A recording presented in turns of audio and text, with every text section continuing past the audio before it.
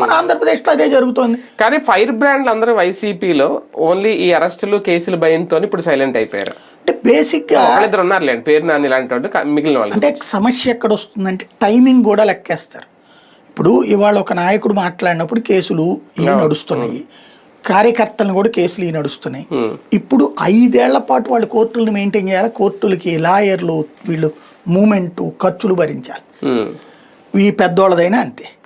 ఈ 5 ఏళ్లలో ఇట్లాగ వీళ్ళు హెరాజ్ అవుతున్నారని జనం ఏమైనా ఫీల్ అవుతారా?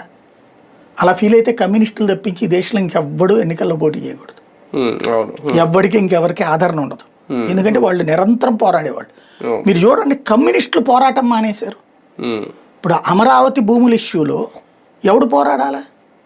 సాగునీటి వనరులు అక్కడ మూసేస్తుంటే బొలిశెట్టి లాంటోడు జనసేన నుంచి బయటకు వచ్చి అరుస్తున్నాడు. కానీ ఇక్కడ ఎవడు పట్టించుకుంటున్నాడు? కమ్యూనిస్టులే మాట్లాడట్లా.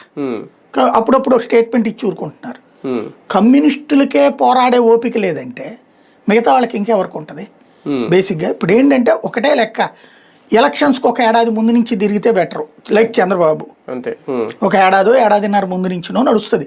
మేబీ వీళ్ళందరూ ఆశ కూడా ఇతని మీద, జగన్ పాదయాత్ర అన్నట్టు. ఒక్కటి రాజకీయం పాత రోజులకి ఇప్పటికీ మారింది. ఇంకొకటి ఏంటంటే వీళ్ళకి ఆర్గనైజ్డ్ అటాకింగ్ చేత కాదు వైసీపీ, అది మనం ఒప్పుకు తీరాలి. వైసీపీకి ఆర్గనైజ్డ్ అటాక్ చేత కాదు. ఆర్గనైజ్డ్ సిస్టమ్ ఇవాళకి కూడా సెటరేట్ చేసుకోలేదు, ఏదో చేసుకుంటున్నారు. కానీ ఏది విలేజ్ డివిజన్లు ఇవన్నీ అయ్యే కాదు.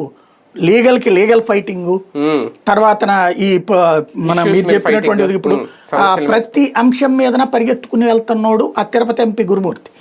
ఏది ఎన్హెచ్ఆర్సీకి ఇవ్వడము, మహిళా కమిషన్కి ఇవ్వడము, ఇంకెవడికి పడుతుంది అక్కడ? అంటే